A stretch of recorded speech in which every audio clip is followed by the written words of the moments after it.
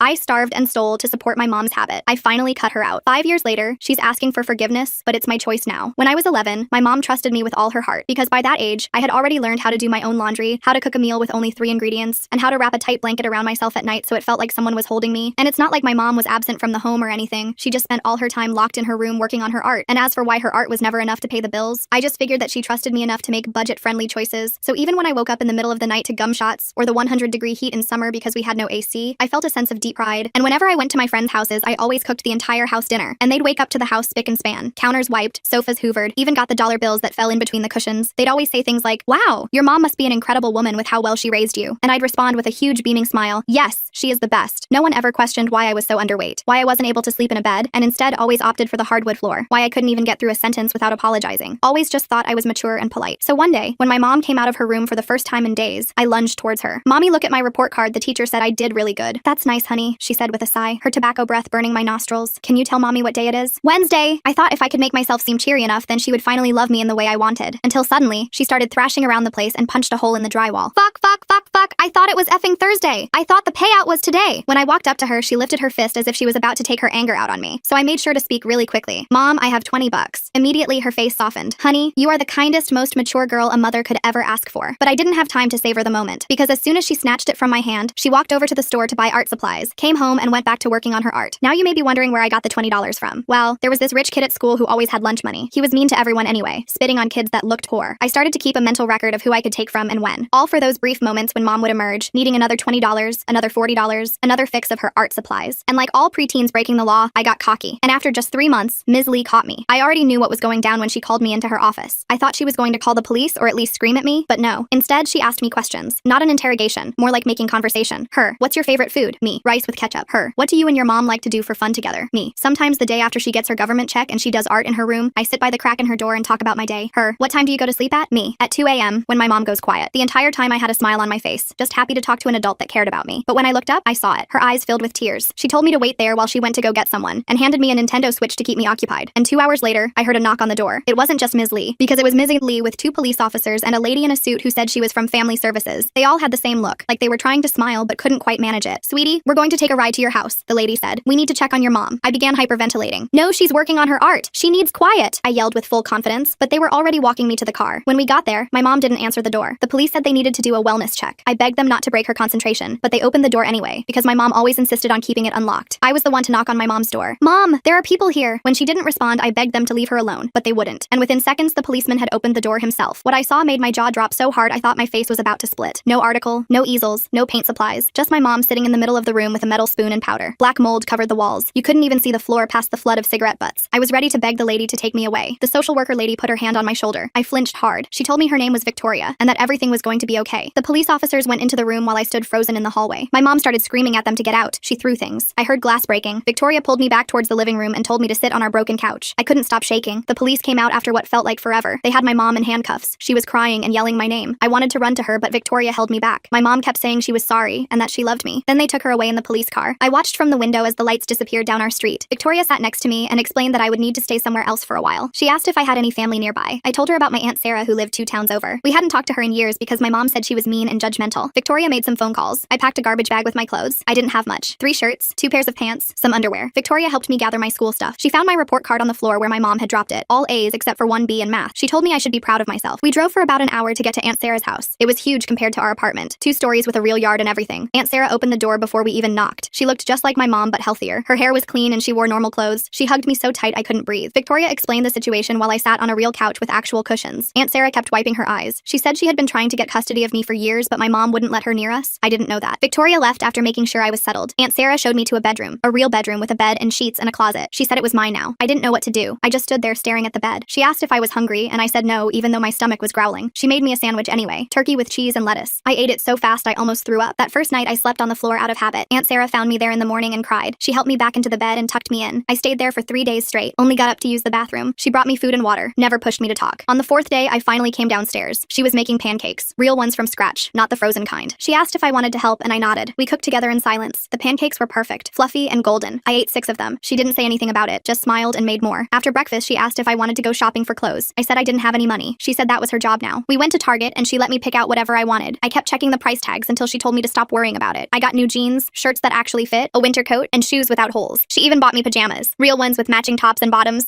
When we got home, she helped me put everything away in my closet. Then she sat on my bed and asked if I wanted to talk about my mom. I shook my head. She said that was okay, and we could talk whenever I was ready, or never if that's what I wanted. But she did tell me one thing. My mom was sick and needed help. It wasn't my fault, and I couldn't have fixed her. I had done everything a kid could do and more. Way more than I should have had to. I started crying then, like really crying. The kind where you can't breathe and snot runs down your face. Aunt Sarah held me while I sobbed. She didn't try to make me stop or tell me it would be okay. She just let me cry until I couldn't anymore. School started 2 weeks later. Aunt Sarah drove me there herself in her old Honda Civic that smelled like vanilla air freshener and coffee. She walked me to the office and made sure everything was set up. New emergency contacts, new address, new everything. The secretary kept giving me these sympathetic looks that made my skin crawl. Aunt Sarah hugged me goodbye and told me to have a good day. Her perfume was different from my mom's, cleaner, softer. I was terrified. What if everyone knew about my mom? What if they all stared at me, but nobody said anything? I went to my classes like normal, ate lunch alone like always, picking at the cafeteria meatloaf that looked nothing like food, did my homework in the library after school while waiting for Aunt Sarah to pick me up. The librarian, Mrs. Chen, started leaving little bowls of pretzels on my usual table. Things were good for about a month. I was eating 3 meals a day, sleeping in a real bed with sheets that matched and pillows that weren't flat as pancakes, taking hot showers whenever I wanted without worrying about the water bill. Aunt Sarah even signed me up for soccer because I mentioned once that I thought it looked fun. She bought all the gear, cleats that actually fit, shin guards, a water bottle with my name on it. She came to every practice, sitting on the metal bleachers with the other parents. I was terrible at first, but my coach said I was getting better. My teammates were nice to me. One girl named Isabella invited me to her birthday party. I'd never been to a real birthday party before. Then my mom called. Aunt Sarah had given me a phone for emergencies. A flip phone, nothing fancy, with a little charm hanging off it that she said was for good luck. I was doing homework when it rang. Unknown number. I answered without thinking. Her voice was different, clearer somehow. She said she was in a treatment place and doing better. She missed me so much. She was sorry for everything. Could I come visit just once? She needed to see me, to explain things, to make it right. I told her I'd think about it and hung up. My hands were shaking so bad I dropped the phone. It clattered on the hardwood floor, the sound echoing in my quiet room. I didn't tell Aunt Sarah about the call. I knew I should have, but I didn't want her to take my phone away. My mom called again the next day, and the next. Always when Aunt Sarah was at work. Always saying the same things. She loved me. She was getting better. She just needed to see me one time. Her voice had that quality it got sometimes. Desperate, but trying to sound casual. On the 5th day, she told me she was getting out soon. Maybe we could be a family again. A real family this time. She'd get a job, a nice apartment. We'd have food in the fridge and heat in the winter. Everything I ever wanted. She even mentioned getting a cat, remembering how I'd always wanted one. I started planning. Saved my lunch money instead of eating. Told Aunt Sarah I wasn't hungry at dinner, that my stomach hurt from running too much at soccer. Put half my food in napkins and threw it away later. I needed to be ready when my mom got out. Needed to have money for her. Old habits die hard, I guess. Aunt Sarah noticed I was losing weight. She made doctor appointments. The doctor said I was malnourished and needed to eat more. Aunt Sarah watched me at every meal after that. Made sure I finished everything. I got creative. Spit food into my milk when she looked away. Stuffed it in my pockets. Fed it to her dog Bruce when she went to the bathroom. Bruce was a golden retriever who would eat anything, wagging his tail like we were playing a game. My mom's calls got more frequent. 3 times a day. 4. Sometimes during class, making my phone vibrate against my leg. She said the treatment place was horrible. They were mean to her. Didn't understand her art. She needed out. Needed my help. Did I still love her? Was I her good girl? The one who always helped mommy? I said yes to everything. Couldn't help it. Her voice did something to my brain. Made me forget all the bad stuff. Made me remember the few times she hugged me. The time she said she was proud of me for making dinner. The time she let me sleep in her bed during a thunderstorm. Her arms around me, making me feel safe for once. She told me her release date, 2 weeks away. October 15th, a Tuesday. Said she'd come get me and we'd run away together. Start fresh somewhere new. Maybe California where it was always warm and I could see the ocean. I could go to school there. She'd get clean for real this time. Not like before. This time would be different. I believed her. Or maybe I just wanted to believe her. Hard to tell the difference when you're 12 and desperate for your mom to love you. I started packing secretly. Put clothes in my backpack a little at a time. My favorite jeans, the sweater Aunt Sarah bought me that was the softest thing I'd ever owned. Took food from the pantry when Aunt Sarah wasn't looking. Crackers, granola bars, anything that wouldn't go bad. Filled water bottles and hid them under my bed. I felt guilty but also excited. My mom wanted me. She was choosing me. After everything, she still wanted to be my mom. That had to mean something, right? The night before her release, I couldn't sleep. Kept checking my phone every few minutes, the blue glow lighting up my face in the dark. She said she'd call when she got out, tell me where to meet her. I'd sneak out while Aunt Sarah was at work, take the bus to wherever she was. We'd be together again. A real family. I had it all planned out. Even wrote Aunt Sarah a note thanking her for everything. Told her not to worry about me, that I'd be okay. I must have rewritten it 10 times trying to find the right words. Morning came and no call. I went to school like normal, my backpack heavy with supplies. Checked my phone between every class. Nothing. Lunchtime, still nothing. Isabella asked if I wanted to sit with her and her friends. I said no, too distracted to be social. By the time Aunt Sarah picked me up, I was panicking. What if something happened? What if they didn't let her out? What if she forgot about me? I barely touched my dinner. Chicken and rice that usually was my favorite. Aunt Sarah asked if I was feeling sick. I said yes and went to bed early. Lay there staring at my phone, willing it to ring. It finally rang at midnight. I answered before the first ring finished, my heart pounding. But it wasn't my mom. It was a man. His voice was rough, like he'd been smoking for years. He said he was a friend of hers. She was staying with him for a few days, getting back on her feet. She needed money for a bus ticket to come get me. Just $100. Could I get it somehow? I said I didn't have any money. He got angry. Said I was a selfish kid. Didn't I want to see my mother? Didn't I love her? She talked about me all the time. Her perfect daughter who always helped her. Now I wouldn't even help when she needed me most. I started crying. Said I'd figure something out. He told me to meet him tomorrow at the gas station near my school, the Shell station on Maple Street. Bring whatever money I could get. Cash only. Don't tell anyone or my mom would get in trouble. Might even go to jail. Did I want that? Did I want my mom in jail? I said no and hung up. Spent the rest of the night trying to figure out where to get money. Aunt Sarah's purse was downstairs. She usually had cash, but stealing from her felt different than stealing from kids at school. She'd been so nice to me, given me everything, but my mom needed me, and I needed my mom. Next morning, I took $40 from Aunt Sarah's wallet while she was in the shower. The bills were crisp and new, like she'd just been to the ATM, felt sick the whole time, almost put it back twice. But I kept thinking about my mom, about being a family again, about her choosing me. I went to school with the money burning a hole in my pocket, couldn't focus on anything, kept watching the clock. At lunch, I walked to the gas station. The man was there like he said, tall and skinny with tattoos on his neck, some kind of snake or dragon. He grabbed the money and counted it, said it wasn't enough. My mom needed at least 200. I told him that was all I had. He said I better find more by tomorrow or my mom would be real disappointed. Then he left, getting into a hit-up truck that belched black smoke. I went back to school feeling worse than ever. $40 gone and my mom still wasn't coming. That night, I couldn't eat at all. Aunt Sarah felt my forehead and said I seemed warm. Maybe I should stay home tomorrow. I said no too quickly. She looked at me funny but didn't push it. After she went to bed, I snuck downstairs again. The stairs creaked under my feet and I froze each time, listening for movement. Found her emergency cash in the kitchen drawer. $200 in 20s. I took it all. Figured I'd need it for the man plus extra for my mom when she came. Went back to bed but couldn't sleep. Kept thinking about Aunt Sarah finding the money gone. What she'd think. What she'd do. Next day, I met the man again. Gave him the 200. He smiled and said my mom would be so happy. She'd call me tonight for sure. Set up when and where to meet. I believed him because I had to. Went through the rest of school in a daze. Isabella asked if I wanted to come over after soccer practice. Her mom was making tacos. I said maybe another time. She looked hurt, but I couldn't think about that. Had to focus on my mom, on our plan, on being a family again. That night, Aunt Sarah made my favorite dinner. Spaghetti with meatballs. Real ones, not from a can. She'd been cooking all afternoon, the house smelling like garlic and tomatoes. I forced myself to eat so she wouldn't worry. She talked about weekend plans. Maybe we could go to the movies, or the beach if it was warm enough. She'd pack a picnic, bring Bruce. I nodded and smiled and felt like the worst person in the world. She was planning our weekend and I was planning to disappear. After dinner, she hugged me and said she loved me. I almost told her everything right then. Almost. But I didn't. Just hugged her back and went to my room. My phone rang at 10. Unknown number again. But it wasn't my mom. It was the man. He said there was a problem. My mom got arrested. Something about old warrants. She needed bail money. $500. Could I get it? I said no. That was too much. He said I didn't understand. If she didn't get bail, she'd be in jail for months. Maybe years. Was that what I wanted? My mom rotting in jail because her daughter wouldn't help her? I was crying again. Told him I'd try. He said I had until tomorrow night. After that, my mom was on her own. I knew Aunt Sarah didn't have $500 just lying around, but I also knew she had a jewelry box in her room. Some of it looked expensive. Maybe I could take a piece and pawn it. She had so much she probably wouldn't notice one thing missing. At least not right away. And by then, I'd be with my mom. We'd figure out how to pay her back. My mom would get a job like she promised. We'd save up and buy Aunt Sarah new jewelry, better stuff even. I waited until I heard Aunt Sarah snoring, snuck into her room quiet as I could. The jewelry box was on her dresser, made of dark wood with little flowers carved on top. I opened it slowly. Lots of necklaces and rings and bracelets. I grabbed a gold necklace that looked heavy, figured gold was worth a lot. Was about to leave when I saw a picture tucked into the mirror. Me and Aunt Sarah at my first soccer game, both of us smiling huge. I looked happy, really happy. Happier than I'd ever been with my mom. I stood there staring at it, holding the necklace, thinking about everything. Then Aunt Sarah woke up, saw me standing there with her necklace. I expected her to yell, to call me a thief, to kick me out, but she just looked sad, asked me to sit down. I sat on her bed still holding the necklace. She asked if I needed money for something. I started sobbing, told her everything, about my mom calling, about the man, about the money I already took, about the bail. Everything just poured out. She listened without interrupting. When I finished, she asked for my phone. I gave it to her. She looked through the calls. Then she hugged me, told me none of this was my fault. My mom was sick and was using me. The man was probably her dealer. There was no bail, no arrest, just more lies to get money for substances. I wanted to argue, to say she was wrong, that my mom loved me and needed me. But deep down, I knew Aunt Sarah was right. My mom had been out for days and hadn't come to see me. Just sent some man to get money. Same pattern as always. Same lies. Same manipulation. Same me falling for it because I wanted so badly for her to love me, to choose me, to be a real mom. But she wasn't capable of that. Maybe she never was. Aunt Sarah called the police about the man, gave them his description and the gas station location. Then she called to change my phone number. Said we'd deal with the stolen money tomorrow. Tonight I just needed sleep. She tucked me into bed like I was a little kid, sat with me until I stopped crying, told me she loved me, that I was safe, that I didn't have to take care of anyone but myself. That was her job now, taking care of me, and she wasn't going anywhere. Next few weeks were hard. I kept waiting for my mom to show up, to bang on the door demanding to see me, but she never came. The man got arrested for dealing. Police said he gave them information about my mom. She was back using, living in some house with other addicts. Probably didn't even remember calling me. Or maybe she did and just didn't care enough to try again once the money stopped coming. Either way hurt the same. Aunt Sarah got me into therapy. Some lady named Dr. Martinez who specialized in kids like me, kids who had to grow up too fast, who took care of parents instead of the other way around. Her office had soft chairs and tissues on every table. She taught me about boundaries, about how it wasn't my job to save my mom, how I couldn't love her into being healthy, how her addiction wasn't my fault or my responsibility. Easy to understand in my head, harder to believe in my heart. I started doing better in school. Turns out when you're not worried about your mom all the time, you can actually focus on learning. My grades went from good to great. Teachers started noticing me for good reasons, not because I was stealing or falling asleep in class. Isabella invited me to her house again. This time I said yes. We played video games and ate pizza and talked about boys we thought were cute, normal kid stuff. Felt weird, but good. Soccer season ended and Aunt Sarah signed me up for basketball. I was terrible at that too, but my teammates didn't care. They just wanted me to have fun. So I did. Ran around and missed shots and laughed when I fell. Aunt Sarah came to every game, cheered even when we lost, took the whole team for ice cream after. Some of the other parents started talking to her, asking if I could come to sleepovers and birthday parties. She always said yes. My therapist said I was making progress, learning to be a kid instead of a caretaker. But I still had bad days. Days when I missed my mom so much it physically hurt. When I remembered the good moments and forgot all the bad. When I wondered if I gave up too easy. If I should have tried harder, done more, been better. Dr. Martinez said those feelings were normal, that they'd probably never go away completely, but they'd get easier to handle. And they did, slowly. One day Aunt Sarah asked if I wanted to visit my mom. She was in a rehab facility, a real one this time, had been been clean for 60 days. Her counselor thought seeing me might help her recovery, but only if I wanted to. No pressure either way. I thought about it for a week, changed my mind a dozen times, finally decided yes. I needed to see her, to know if she was really trying this time, or if it was just another lie. The facility was nice, clean and bright with lots of windows. Nothing like I expected. My mom was waiting in the visiting room. She looked different, healthy. Her skin was clear and her hair was washed. She'd gained weight, good weight. When she saw me, she started crying. I did too. We hugged for a long time. She smelled like soap instead of cigarettes, felt solid instead of fragile. When we sat down, she took my hands, apologized for everything, said she understood if I hated her, that she'd been a terrible mother, put me through things no kid should go through, that she was sorry, so sorry. I told her I didn't hate her, that I loved her, always had, even when things were bad, especially when things were bad. She cried harder, said she didn't deserve my love but was grateful for it, that she was working hard to get better, going to meetings, taking medication, learning to deal with her problems without substances, that she wanted to be the mom I deserved, even if it took years, even if I never trusted her again. She wanted to try. We talked for an hour, about school and soccer and Aunt Sarah. She said she was glad I was with Sarah, that her sister was a good person, better than she'd ever been, that I was safe and loved and that's all she wanted for me. When visiting time ended, we hugged again. She said she loved me, that she'd always love me, that she'd call when the facility allowed it, write letters, whatever I was comfortable with, but no pressure. My healing came first. She'd wait as long as it took. Aunt Sarah drove me home in silence, let me process everything. When we got back, she made hot chocolate and we sat on the couch. I told her about the visit, how my mom seemed different, how she apologized, how she said she wanted to get better. Aunt Sarah listened and nodded, said she hoped it was true, that my mom would stay clean, but that we'd take it one day at a time. No expectations, no pressure, just see what happens. My mom did call, once a week like she promised. We talked about safe things, school and friends and books I was reading. She told me about her recovery, the steps she was working, the job training program she'd joined, the apartment she hoped to get when she left the facility. Small things, normal things, things that gave me hope, but I was careful with that hope. Kept it small and protected. Didn't let it grow too big too fast. Months went by like that. Phone calls every Sunday at 3 p.m. My mom stayed clean. Got out of the facility and into a halfway house. Started working at a grocery store stocking shelves. Sent me pictures of her little room. Just a bed and dresser, but she was proud of it. Said it was the first place she'd paid for with her own money in years. I put the pictures on my bulletin board next to my soccer team photo. Then one day she asked if we could meet for lunch, just the two of us, somewhere public. Aunt Sarah could drop me off and pick me up. No pressure. I thought about it for 3 days. Asked Dr. Martinez what she thought. She said it was my choice, but to trust my gut. My gut was scared, but also curious. So I said yes. We met at a Denny's near her halfway house. She was already there when I arrived, drinking coffee and looking nervous. She stood up when she saw me. We hugged awkwardly, sat down and stared at our menus. The waitress came by twice before we were ready to order. Finally, I got pancakes. She got a salad. We made small talk about the weather, about my basketball season starting, about her job. Then she pulled out an envelope. Inside was $240, the money I'd stolen for her dealer. She said she'd been saving to pay it back, wanted to give it to Aunt Sarah but thought I should do it. Part of making amends. I stared at the money, remembered stealing it, how scared I was, how desperate. She said she was sorry for putting me in that position, for making me think I had to take care of her, for being the kind of mom whose kid had to steal to survive. I told her Aunt Sarah didn't care about the money, that she'd forgiven me right away. My mom nodded, said Sarah was good like that, always had been, even when they were kids. Then she told me stories about growing up with Aunt Sarah, how Sarah always looked out for her, tried to help when things got bad, but my mom was too proud, too stubborn, pushed her away, chose substances over family, regretted it every day since. Lunch ended and my mom walked me outside to wait for Aunt Sarah. She asked if we could do this again, maybe once a month. I said I'd think about it. She said that was fair, more than fair. When Aunt Sarah pulled up, my mom waved but didn't approach the car. I got in and we drove away. I watched my mom get smaller in the side mirror. She stood there until we turned the corner. That night, I gave Aunt Sarah the money. She tried to refuse, but I insisted, said it was important. She put it in her wallet and that was that. No big deal, no drama, just done. We made tacos for dinner and watched a movie. Bruce curled up between us on the couch. Normal Tuesday night stuff, felt good. I met my mom for lunch once a month after that. Always at the same Denny's. Always pancakes for me and salad for her. She stayed clean. Got promoted to shift supervisor. Moved into a real apartment with a roommate named Brittany who was also in recovery. Showed me pictures of their place. Clean and simple. Nothing fancy but better than anywhere we'd lived together. For my 13th birthday, she asked if she could take me shopping. Real shopping. Not stealing or scraping together dollars. She had a budget saved up and everything. Aunt Sarah said okay but looked worried. I was worried too. But my mom showed up on time. Took me to the mall. Let me pick out clothes and books and a new backpack for school. Didn't complain about prices or make me feel guilty. Even bought us pretzels at the food court. When she dropped me off, she gave me one more present. A letter. Said to read it when I was ready. Maybe with Aunt Sarah. Maybe with Dr. Martinez. Maybe alone. Whatever felt right. I waited until bedtime. Sat on my bed and opened it carefully. Her handwriting was neat. Neater than I remembered. The letter was long. 5 pages front and back. She wrote about her childhood. How her dad left when she was 7. How her mom worked 3 jobs and was never home. How she started drinking at 12 to feel less lonely. Moved to harder stuff by 15. Met my dad at 17. He was older and had money. Seemed like a way out. But he was just another addict. They enabled each other. Made each other worse. She wrote about finding out she was pregnant with me. How she tried to get clean but couldn't. How she convinced herself she'd quit after I was born. But addiction doesn't work that way. She loved me from the second she saw me. But love wasn't enough. The substances always won. Always came first. Even when she hated herself for it. Even when she saw what it was doing to me. She wrote about watching me take care of myself. How proud and horrified she was. Proud that I was so capable. Horrified that I had to be. How she'd lie in her room high and hear me cooking dinner, doing homework, taking care of everything. How she'd want to help but couldn't move. Couldn't think past the next fix. How she'd promise herself tomorrow would be different. But tomorrow never came. She wrote about the day they took me away. How it was the worst and best day of her life. Worst because she lost me. Best because I was finally safe. How she spent the first month in treatment planning to get me back. Making all the same promises. All the same lies. How her counselor made her face the truth. That she wasn't capable of being my mom. Not then. Maybe not ever. That loving me meant letting me go. She wrote about watching me thrive with Aunt Sarah. Getting updates from the facility. Hearing about soccer and friends and good grades. How it hurt and healed at the same time, knowing I was happy, knowing it was without her, how she had to learn to be okay with that, to want my happiness more than my presence, to love me more than she needed me. The last page was about now, how she woke up every day and chose to stay clean, not for me, for herself, because she finally believed she deserved better, how she went to meetings and worked the steps and helped other addicts, how she was learning to be a person, not just an addict, not just a bad mother, a whole person with good and bad and everything in between. She ended by saying she loved me, would always love me, that I saved her life by leaving, by thriving without her, by showing her what she was missing, what she was destroying, that she didn't expect forgiveness, didn't expect a relationship, just wanted me to know the truth, the whole truth, that I was the best thing she ever did, even if she did it badly, even if it hurt us both. I was her greatest accomplishment and her biggest regret. Both things true at the same time. I cried reading it, cried harder showing it to Aunt Sarah, cried in Dr. Martinez's office discussing it, cried because it answered questions I didn't know I had, explained things I'd been too young to understand, made my mom human instead of a monster, made her sick instead of evil, made it easier to forgive her, made it easier to forgive myself for not being enough to save her. After that, our lunches got easier. We talked about real things, her recovery, my life, the future. She never asked for more than I could give, never pushed for overnight visits or holidays or anything bigger than monthly lunches. Said she was grateful for whatever I was comfortable with, and she meant it. I could tell. She was different. Still my mom, but also a stranger. Someone I was getting to know for the first time. Sophomore year, I made varsity basketball. My mom came to a game, sat in the back with the other parents, didn't try to talk to Aunt Sarah or make a scene, just watched and cheered when I made a shot, left before I could find her after, sent a text saying she was proud. That was it. Perfect in its simplicity. No drama, no expectations, just support. She came to more games after that, always in the back, always leaving quietly. Sometimes I'd wave and she'd wave back. Sometimes I'd be too focused on the game to notice her. Either way was fine. She was there because she wanted to be, not because she had to be, not because I needed her to be, just because. Junior year, she got her own place. No roommate, just her and a cat named Harley. She'd been promoted to assistant manager, had health insurance and a savings account. Normal adult things that felt like miracles. She invited me over for dinner, said Aunt Sarah could come too, make sure everything was safe. I said I'd think about it. Took me a month to decide. Dr. Martinez said there was no rush, no right answer, just what felt comfortable. So I went. Aunt Sarah dropped me off but didn't come in, said this was my thing, my choice. She'd be right outside if I needed her. My mom made spaghetti, not from a jar. Real sauce with tomatoes and basil and garlic. We ate and talked about school, about her cat, about anything except the past. It was nice, weird, but nice. I started going over once a month, sometimes twice. Always told Aunt Sarah where I was. Always had my phone. Always had an exit plan, but I never needed it. My mom kept things light, kept things safe, showed me she could be trusted, at least with this, at least for now. And that was enough, more than enough. It was everything. Senior year, she came to my graduation, sat with the other parents this time, not in the back, not hiding, right there with everyone else. Took pictures when I walked across the stage, hugged me after, quick and careful, said she was proud, said she loved me, said she'd see me at lunch next week, then left. No trying to join the family celebration, no making it about her, just there and gone. Perfect. I'm in college now. State school about 2 hours from home. Home being Aunt Sarah's house. Always will be. My mom and I text sometimes, still have lunch when I'm in town. She's been clean 6 years, has her own life, friends from recovery, a boyfriend named Kyle who's also sober, a promotion to store manager, normal problems like car repairs and tax returns, nothing like before. She asked once if I'd ever call her mom again. I'd been calling her by her first name since I moved in with Aunt Sarah. Couldn't help it. Mom felt too loaded, too heavy, too much history. I told her maybe someday, when it felt right, if it ever felt right. She said she understood, said her name was fine, said having me in her life at all was more than she deserved, and she meant it. Aunt Sarah is still Aunt Sarah, still comes to my games, still makes sure I'm eating enough, still hugs me too tight when I come home for breaks, still my real parent in all the ways that matter. She never adopted me officially, said she didn't need papers to love me, to be my family. She was right. Blood makes you related, choice makes you family. She chose me every day, still does. I'm studying social work, want to help kids like me, kids who raise themselves, who take care of parents who can't take care of them, who steal and lie and starve to survive, who think love means sacrifice, who think they're not worth saving. Dr. Martinez says I'll be good at it, that my experience will help others, that pain can become purpose. Maybe she's right. My mom sends cards on holidays, calls on my birthday, comes to important things when invited, stays away when not. We have boundaries now, clear ones, healthy ones. She respects them. I respect her recovery. We're not mother and daughter exactly, not friends either. Something in between, something unique, something that works for us. Sometimes I think about that 11-year-old girl, cooking rice with ketchup, sleeping on floors, stealing to survive, thinking it was normal, thinking she was loved,